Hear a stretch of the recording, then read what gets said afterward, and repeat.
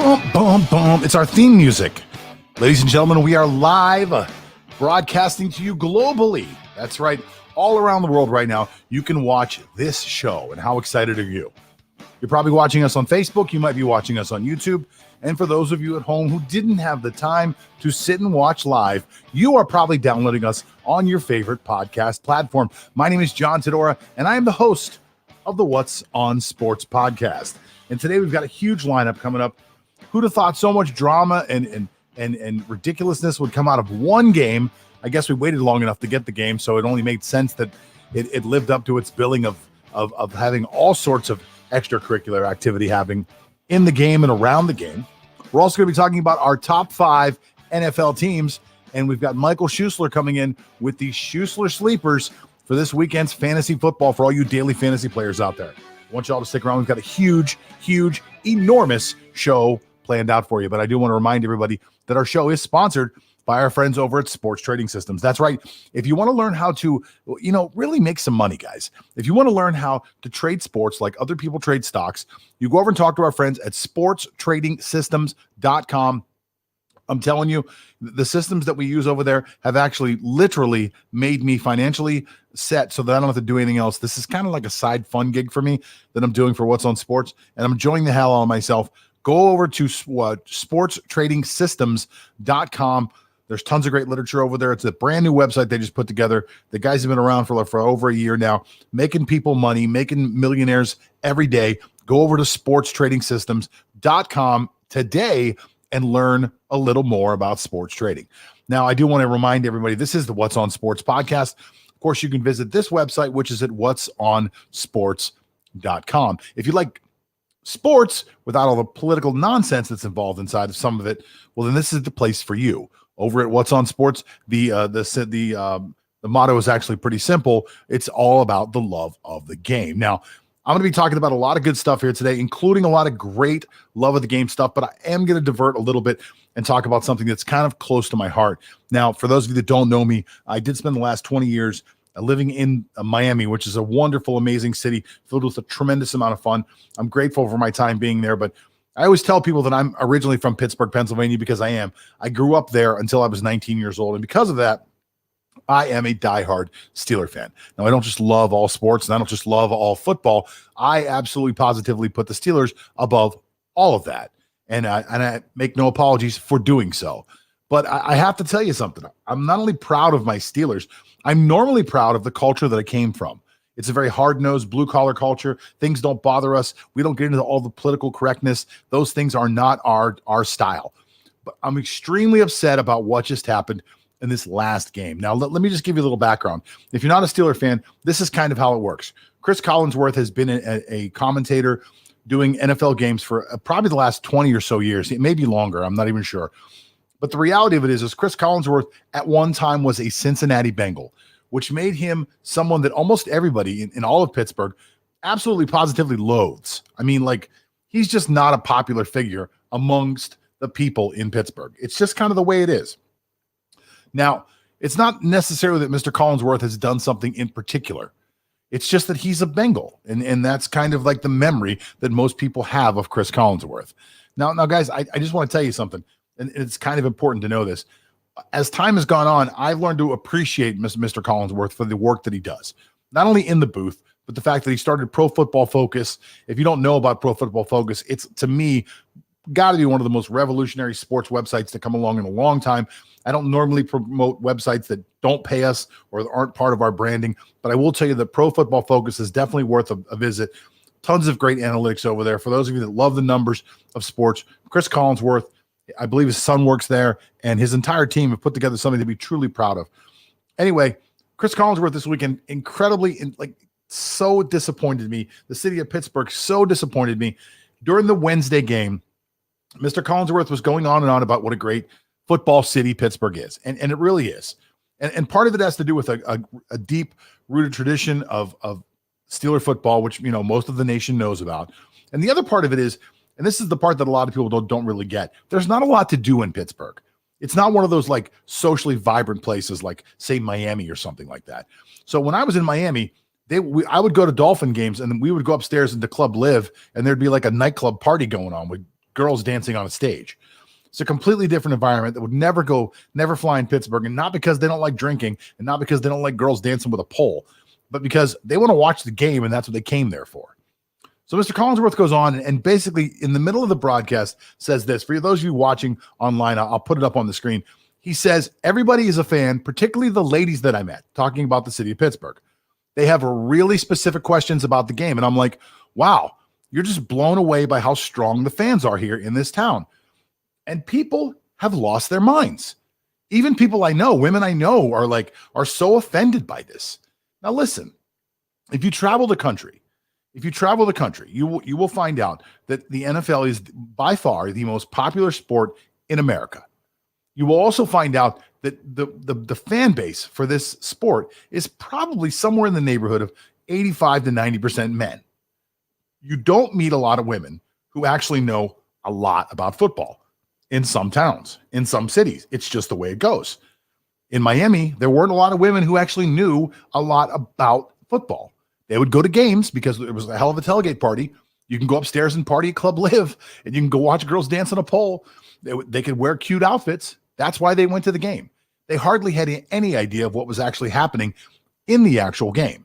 Now, that's not comments I'm making to be offensive. It's comments I'm making based on fact. Well, this comment came out, and the women of Pittsburgh lost their minds. I mean, they're freaking out. They're so offended, which is so un-Pittsburgh. It's just incredible. Now, to Mr. Collinsworth's, I don't want to say this is a good thing. Let's just say this. Chris Collinsworth came out and apologized and said, I'm sorry, it was taken out of context. It wasn't meant to offend anybody. Now, to me, he probably felt he needed to do that or he'd be canceled. But to me, I almost think to myself, why would he ever come out and apologize for this comment? Everyone's a fan, particularly the ladies that I met. He's just, wow, like, I can't believe it's like going to a fashion show and be like, well, there's a lot of guys here. Or, geez, I didn't know so many men were into fashion. I didn't know so many men were into fashion either. Most of the people I work with don't even put their pants on during the day. They walk around in shorts or sweatpants or something. So it's an odd thing to me that this has become such an offensive thing. So before I started to dive into football, I wanted to tell Mr. Collinsworth, who I know watches this show, Chris, I'm super disappointed in you.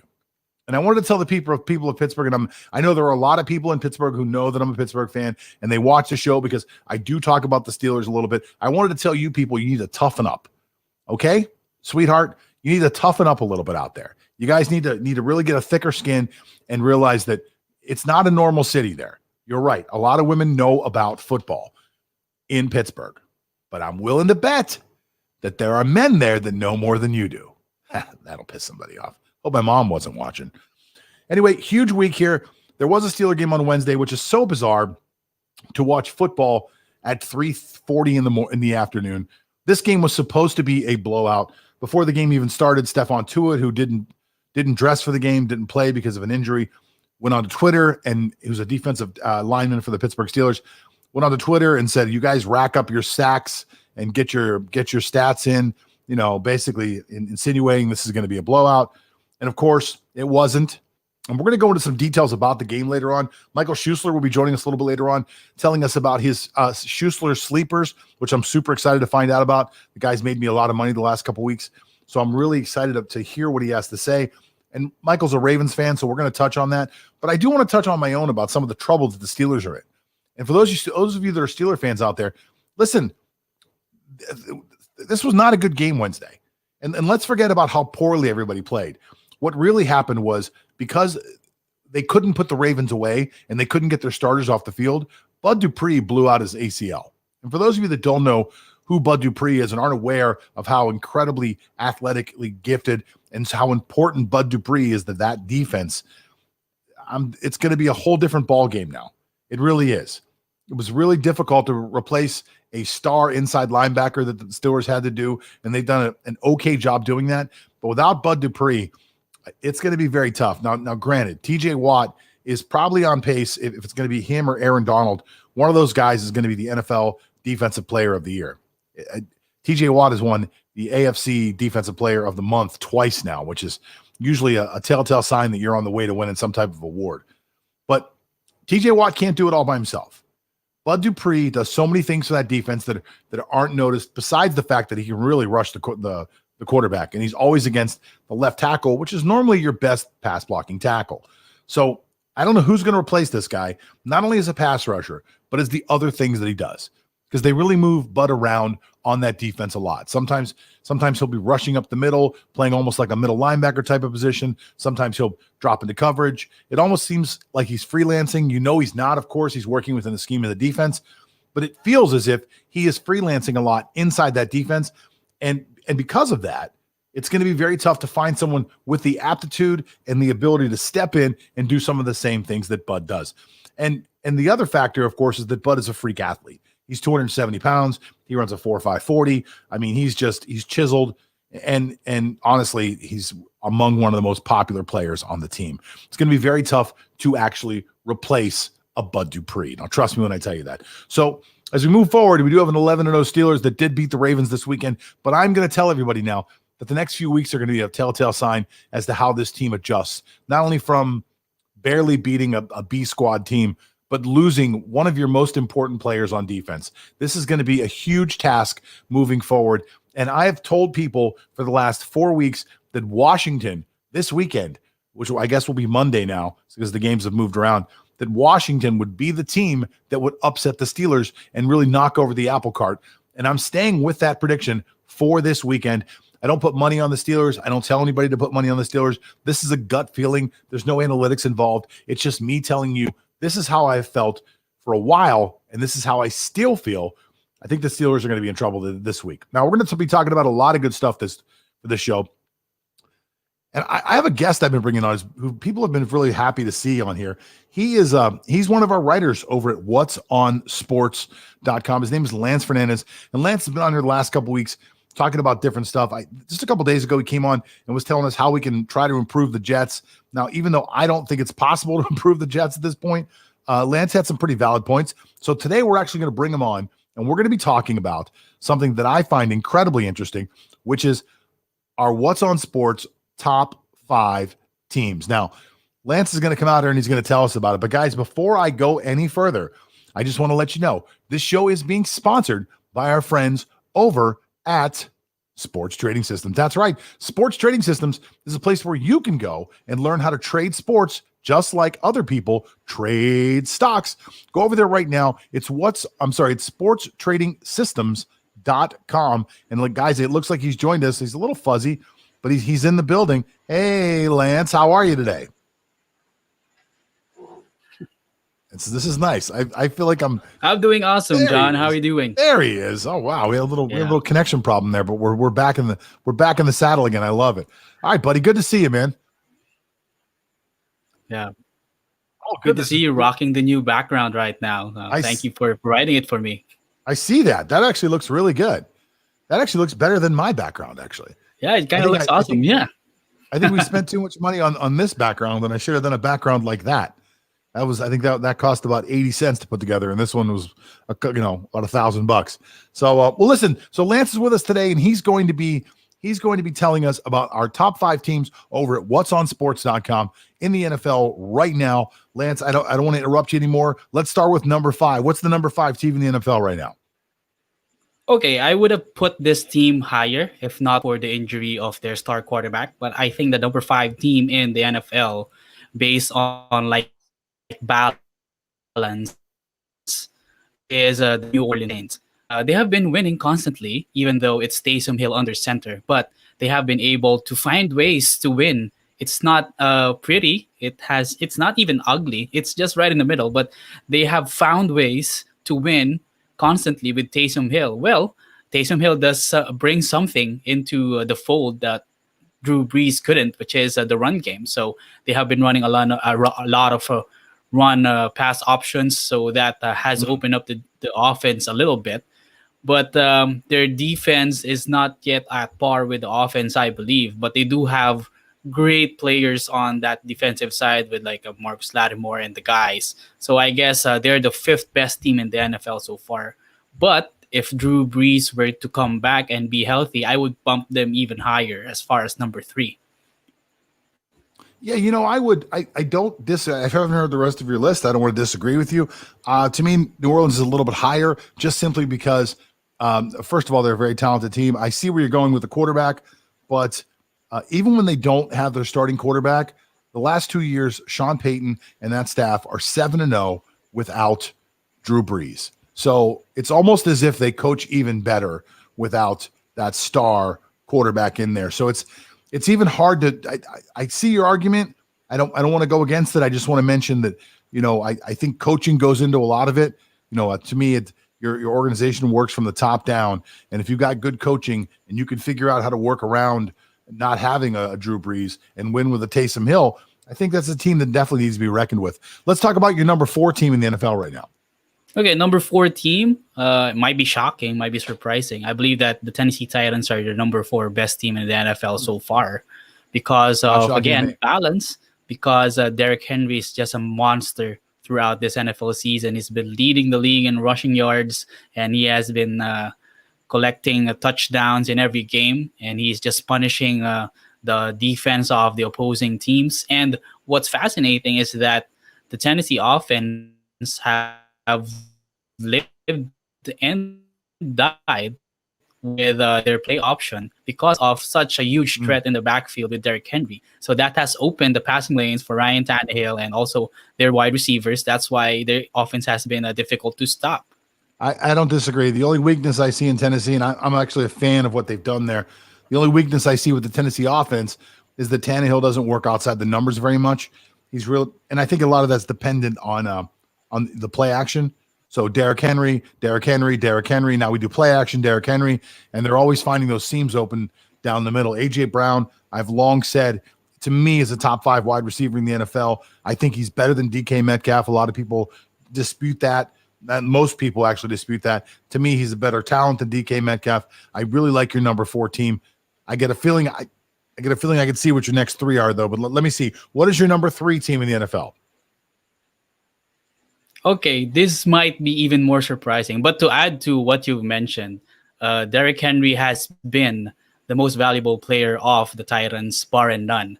That's why there has to be a legitimate case of him being league MVP because of the effect that he has brought to that Titans offense. Without him, they wouldn't have the number of wins that they have so far, and they wouldn't be a legitimate threat in the AFC. Okay, going to number 3, and I'm placing this because of all the weapons that they currently have. And I believe that this team is on the rise. And these is the Cleveland Browns with an 8-3 record.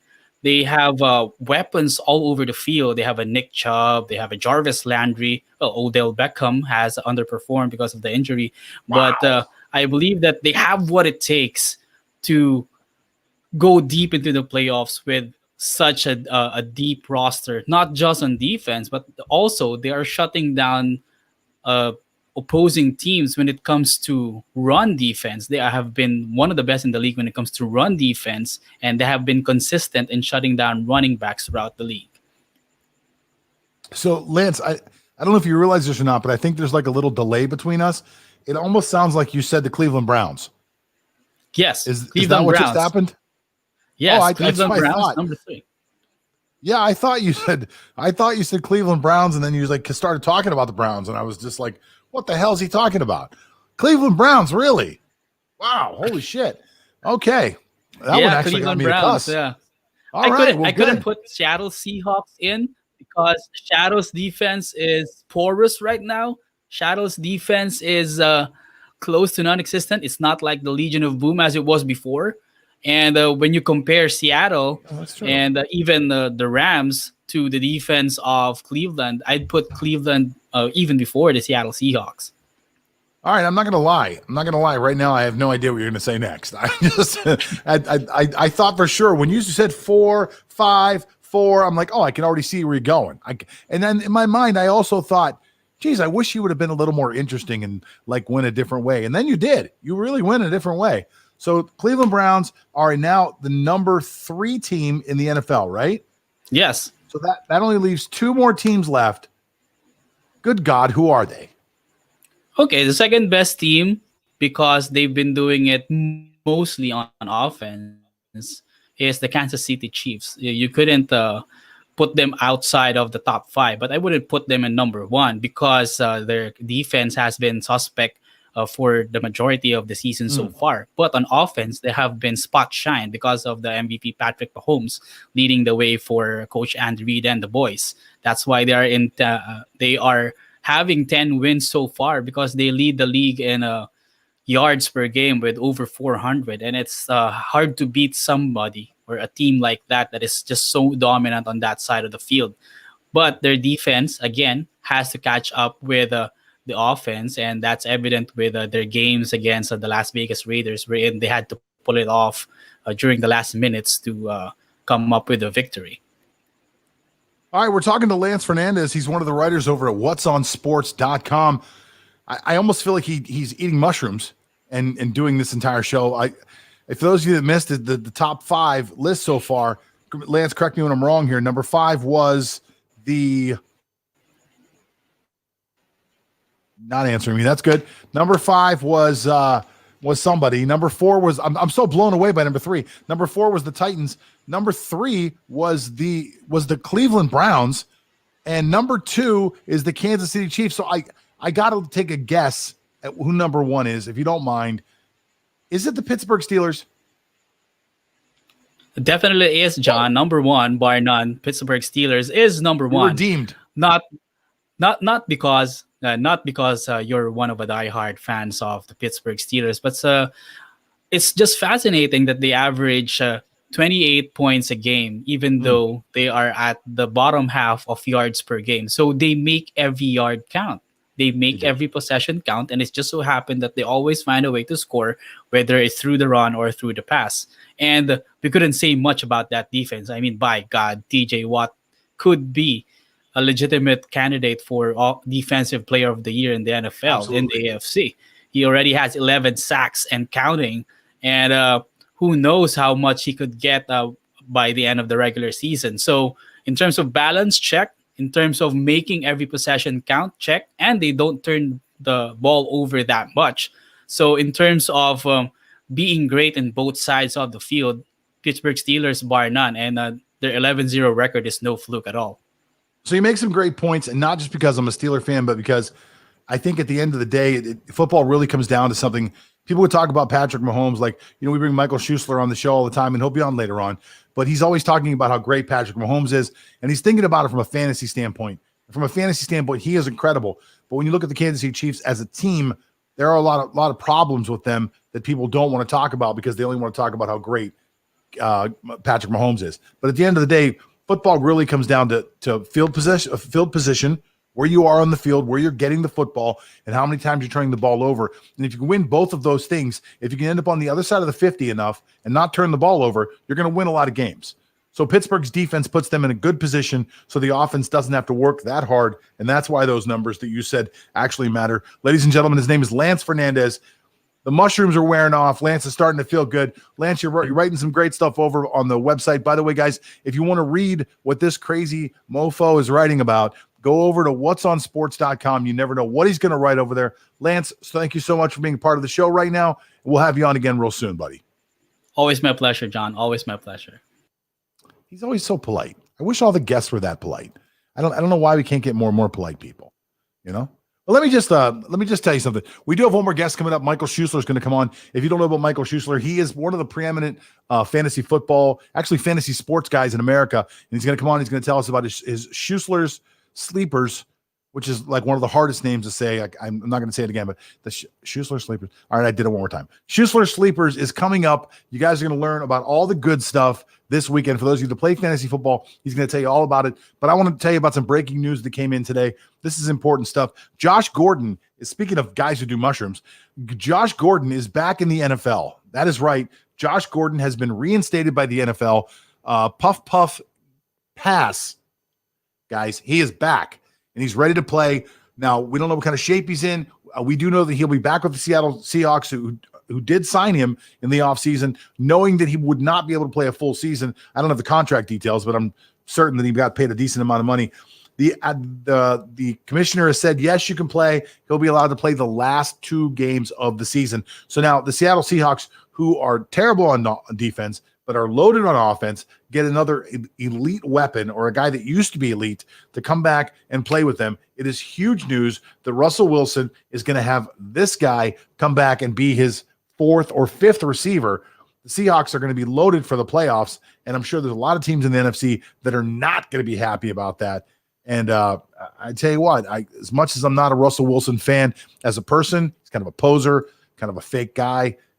Let's take out the word kind of. He's a poser, fake guy. He's a hell of a quarterback. He's got a hell of an offense, and I would not want to run into them in the playoffs. I will tell you that. Now, ladies and gentlemen, he's just joined us. He's just zoomed in to the show. He is the eminent fantasy expert in the entire world. I like to tell people you're amazing. Listen, this is all I'm going to tell you about this guy. First of all, his name is Michael Schussler. He works over at whatsonsports.com. He's the fantasy expert over there. He's also the guy the last 2 weeks who made me $600 one weekend and made me $680 the next weekend, only from following what he's taught me about fantasy sports. This is not nonsense. This is not BS. I am a professional gambler. I gamble for a living. I don't play fantasy football. I don't normally play it. I mean, I at the beginning of the year, I draft a team with some friends, and then we all make fun of each other. It's basically just an excuse for us to sit around and drink beer and eat pretzels. But I don't play daily fantasy. This guy got me into daily fantasy. Michael, how are you today? I'm doing well, John. Maybe not quite as well as Lance. Let's just remember that psilocybin is not illegal in that part of the world, so it's actually okay for him to be doing whatever he's doing. Well, we'll get to that. I was quite surprised. He left the Green Bay Packers off there too. When he said Cleveland Browns, I was just like, but you know what? There's like an echo. Are you guys playing with me? Is it a joke? Yeah. But hey, it's his list. I mean, hey, the Cleveland Browns are 2 games ahead of the Baltimore Ravens. If I told you that 2 months ago, what would you have said? Who would have ever thought that? Mm-hmm. If you ever listen to God, I forget his name. He's useless, but he's on Fox. Colin, whatever the hell his name is. He picked the Ravens to be 16-0, and he picked the Steelers to be 7-9. So he completely got it. Colin. Yeah, that guy. Yeah, that guy. He got it completely backwards. So basically, that just means anybody can have a show, and here I am. And here we are, right? Yeah. Yeah, exactly. So let's talk about some fantasy stuff, but I just want to recap really quick for those of the people out there that are listening for the first time. Michael and I do go on the show together a lot, and I'm a Steeler fan. He's a Ravens fan. Let's just recap real quick what happened on Wednesday. I don't think that there could ever be a game you would watch where one team went in feeling so good about themselves, thinking they're going to crush the other team. The other team went in thinking that they're going to lose to the other team. At the end, the team that was supposed to win won. The team that was supposed to lose lost. But the team that lost has to come out feeling pretty good. The team that won has to feel like dog shit. I mean, that was just an absolutely horrible performance by the Steelers. And the Ravens, they put up a fight. I mean, that's what the Ravens do. I mean, we fight, baby. And classic Steelers, classic Tomlin, playing down to their opponent, not being prepared, probably counting the Ravens out because of all the marquee players that we were missing. And I mean, how sweet would it have been for the Ravens to come away with a victory there? But, they say there's no moral victories in the NFL, but this is as close as you can get to one. And really a moral defeat for the Pittsburgh Steelers. In fact, it's probably better that they did win, because if the Steelers did lose this game, that would have lit such a fire under their asses that they may have not lost another game for the rest of the year. But like I said, I want to see them go 16-0 and get spanked by the Chiefs in January. I think that's what's going to happen. But if you want to talk about this game, there's really not that much to take away, from the Ravens side, except for that RG3 is bad. And we knew that. He's awful, right? He's awful, yeah. And I mean, I love the guy, and I think he's a great leader. He's probably a great locker room presence. But what a fall from grace, though. Well, his playing days are done. And how ironic is it that he's playing for the Ravens now, and it was Haloti Ngata that originally pretty much ended his career, at least ended his effectiveness as a quarterback. But it was nice to see Trace McSorley come in. I wish he would have started the game, or at least maybe played the second half when they realized that RG3 was getting nothing done. RG3 completed 7 passes the entire game, and Trace McSorley, only had 2 completions, but he had 77 yards. Obviously, it was one long play to Marquise Brown, but you love to see that. At least it's good for his confidence. As far as the Steelers go, the most frustrating part of that, if you remember at the end of the second quarter, when they, there's like 20 seconds left, they hand the ball to Gus Edwards and he, gets down at the 1, and then there's 5 Steelers players just laying on top of him. It's a clear-cut delay of game call that the referees absolutely blew, and that could have changed the entire tone of that game. I mean, the Ravens should have scored a touchdown there, and then we would have been winning going into halftime, or at least kicked a field goal and brought us, within 2 points. So that was a complete blown call by the refs. I don't know why John Harbaugh wasn't on the field, just absolutely livid. Take his mask off. Sometimes you just got to take the mask off and yell. And that was one of those times. And I was yelling at my TV. I was watching it with my family. We're all yelling. Did you take your mask off? Yeah. Well, we were sitting 6 feet apart, so I didn't have to have my mask on at the time. Yeah. Nice. But that was complete BS. Anyway, like you said, you can't feel great as a Steelers fan after watching that, but hey, you're 11-0 and first place in the AFC. All right. Well, for those of you that are watching out there, it's the What's on Sports podcast. We come to you live on Facebook and YouTube every Monday, Tuesday, Wednesday, Thursdays, and Fridays. Michael has his own show, by the way, and he does Tuesdays and Thursdays, and you can watch it on the same channel. You can also download all these shows on your favorite podcast place. Michael, I need to tell these guys what you do. Your show is called Fantasy Fallout, and you are one of the premier experts, in my opinion, in fantasy sports. So today I've asked you to come on here and tell me your 5 sleepers for the weekend. These are your guaranteed, wow, these are going to blow you away picks. I want to hear all about them starting right now. Give me number 5. All right. Number 5. Well, before we go into it, like you mentioned, all the plenty of great articles on whatsonsports.com, and you can find this article where I go into my favorite DFS plays. There's player rankings on there. You can see Lance's player team rankings on there if you want to give yourself a laugh. There's plenty of great free articles on there. It's all educational. It's a lot of fun. So anyway, sleepers for week 13. All right, let's start with Cam Akers, rookie running back for the Los Angeles Rams. Now, this has been a backfield that no one can really nail down. All right, we thought it was going to be Cam Akers coming into the season. He was highly touted, drafted in 5th, 6th round in some fantasy leagues. So a lot of excitement coming in because a rookie running back with a real skill set in Sean McVay's offense. Second round in the draft, right? In the draft, yeah, right. Yeah. And we're remembering the success that Todd Gurley had in Sean McVay's offense, where he was the number 1 running back only 3 years ago. So there was a lot of hope that Cam Akers could kind of step into that role. However, it turned out to be much more of a committee with Darrell Henderson, Malcolm Brown, and Cam Akers, a kind of 3-headed monster that McVay has been rolling out. However, over the recent weeks, Cam Akers has really started to, especially last week, show that he is the most talented running back in that backfield. I mean, last week, Darrell Henderson had 10 carries for 19 yards. Okay. Malcolm Brown, who started the season with a 2-touchdown game, had just 3 carries for 4 yards last week. And then Cam Akers, 9 carries for 84 yards and a touchdown. And that did come, on one big play, but you love to see that explosiveness. I like Cam Akers a lot going forward, especially, as we get into the fantasy playoffs. He's probably available on a lot of your benches, or I'm sorry, a lot of your waiver wires out there for people who play in season long.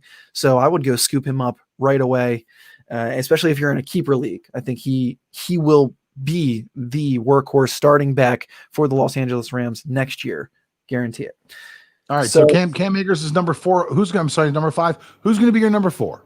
Well, number 4, I'll go with another running back, and that's Myles Gaskin of the Miami Dolphins. Now, Gaskin has missed, the last 4 weeks with a knee injury, but the Miami Dolphins, and Brian Flores, they want to use one primary back. That's how they like to run their offense, and that's how they get it going. All right. So listen to the numbers.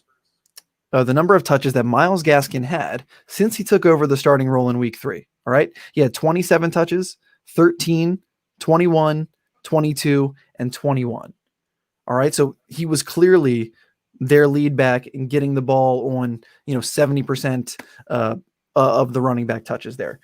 And then Salvon Ahmed, who actually took over for Myles Gaskin in his absence for the 2 weeks that he was out, 2 of the 4 weeks, Salvon Ahmed comes in and he gets 22 touches in week 10 and 17 touches in week 11. So this is a guy who hadn't played before. He comes right in and he's getting the full bulk of the work. All right. So Gaskins is expected to come back. And if he is active this week, he's an absolute must start. Love him in DraftKings. He's only 5,900. And that's an excellent value for someone who is essentially guaranteed to get 15 to 20 touches because we know that they like to use him that way. And he's a talented running back. He can also catch a lot of passes out of the backfield.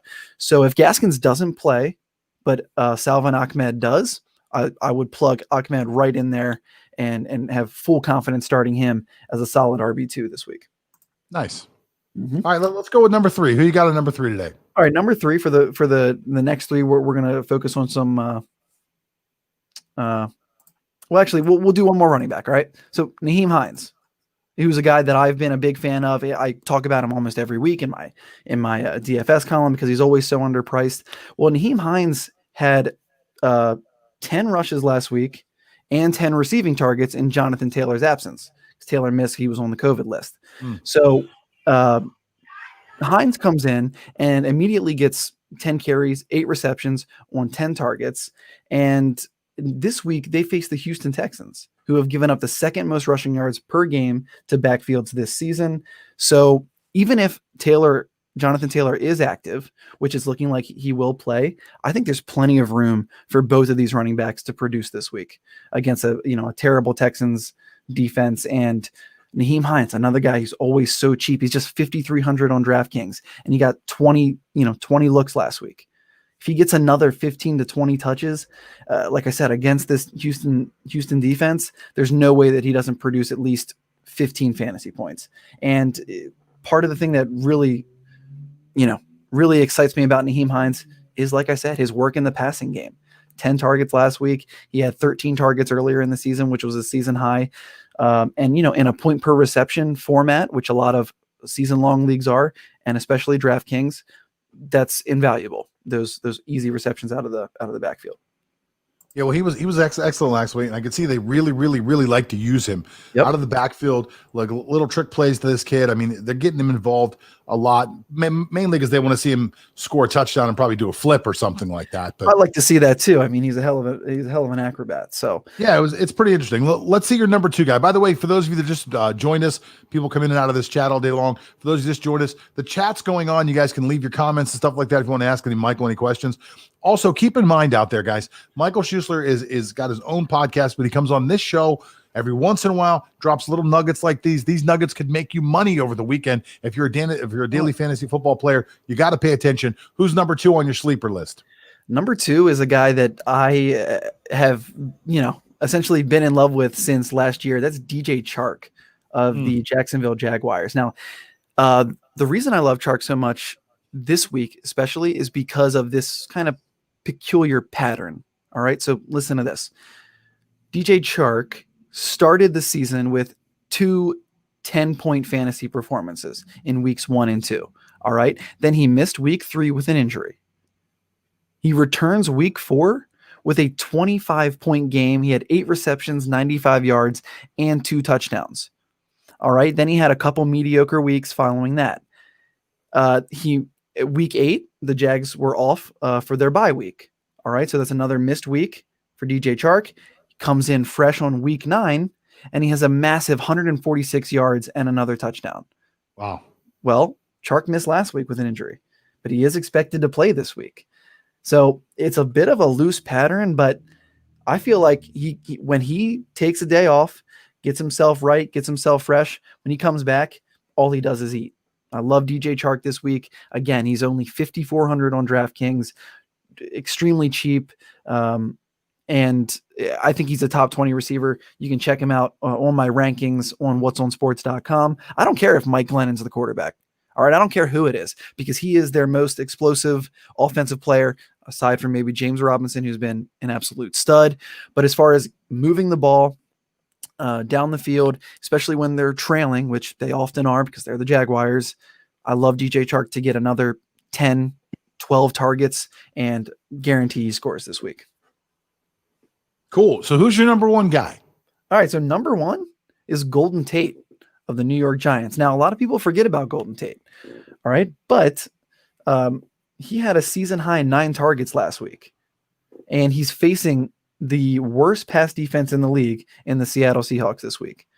So he's also, we talk about Daniel Jones maybe not playing, but that actually doesn't really scare me because Golden Tate works a lot out of the slot, and he's, most utilized in those short, slant routes, out routes, anything within 10 yards. So it's going to be an easy completion for whoever is playing quarterback for the New York Giants. I also think that they're going to be trailing heavily in this game, trying to keep up with Russell Wilson and the Seattle Seahawks.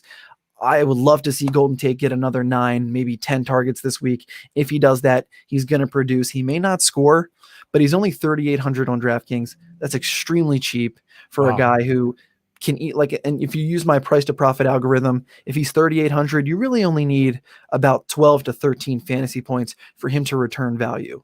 I think that's awesome. And in a full point PPR, I think that's, that's more than doable. I think that's almost guaranteed. So those are my sleepers. These aren't guys that are necessarily going to win you a week, except I would say maybe DJ Chark could be a top 5 receiver this week. And, if Nyheim Hines is utilized like he has been, he could be a top 10 running back as well. But the rest of these guys are, way under the radar guys. You can probably pick them up on your waiver wire, on whatever league you're going to, or that you're playing in, as we head into the most crucial time in the fantasy football season, which is, week 13, last week of the regular season as we move into the fantasy playoffs. So, pick these guys up, get them on your roster. They're probably just sitting there. It's probably too late to make any trades. A lot of those deadlines are over, but if it's not, try to trade for them. Like I said, these guys, their value is extremely underpriced right now, and you got to get them. Awesome. His name is Michael Schussler. He's over at whatsonsports.com. For those of you that never visited the website, go over and check it out. He's also got his own podcast, which is called The Fantasy Fallout, where he will lullaby you with all sorts of amazing fantasy news every Tuesday and Thursday right here on this same channel for those of you that are watching us live. Now, for those of you that just wandered in and thought, wow, this guy's got a great voice, I'd love to hear him talk about sports. You guys can listen to our show, which is on every one of your podcast platforms where you can download us on iTunes, Google's, Spotify, etc., so on. You can even go to our website and listen to these shows, which is whatsonsports.com. I also want to remind everybody that we do have a sponsor, which is sportstradingsystems.com. If you want to learn how to trade sports like other people trade stocks, you've got to go over right now to sportstradingsystems.com. They've got a special deal going on for only $49. They will give you 5 winners. That's right. $49 will give you 5 winners right now. If you're a $100 player, you could make a tremendous amount of money by going over to Sports Trading Systems right now. They won't stop giving you picks until they give you 5 winners. Michael, thank you so much for joining us on the show today. It's been a pleasure to have you. For those of you that want to know more about Michael, you can listen to his show on Tuesdays and Thursdays, or you can go over to What's on Sports. I believe you have an article coming up today. Is that correct, Mike? Yep, that's correct. It'll be my week 13 daily fantasy, best value plays. And this is an article that you read every week. John, you said you've made, over $1,200 in the last 2 weeks using my price to profit algorithm. It works. Money doesn't lie. So you got to take advantage of it. It's completely free. Go on the website, whatsonsports.com. You can see, like I said, plenty of other amazing articles on there. It's all educational and it's all completely free for your consumption. Like John said, you can watch me on my Fantasy Fallout podcast every Tuesday and Thursday. And, much to your disappointment, John, I actually am wearing pants today. I'm not entirely sure if I will be next week. Depends on, the weather and how I'm feeling. But, check us out on YouTube, on Facebook, anywhere that you get your podcasts. Apple. It's COVID. We're all working remotely. You have no idea how many people across the world are not wearing pants at work right now. It's not just us. I don't think people should be wearing pants anymore. It's 2020. It's not necessary. Get rid of them. Get rid of them. Yeah. All right, Michael Schussler taking off. Ladies and gentlemen, thank you so much for listening to us today on the What's on Sports podcast. It's been my pleasure to entertain you. At least hopefully you guys had a little fun with us and got to learn a little bit about sports and had some fun. We'll see you again live Monday, Wednesdays, Fridays, 10:30 in the morning. Michael's show is on Tuesdays and Thursdays, 10:30 in the morning, live or downloaded at your favorite podcast place. I'm out of here.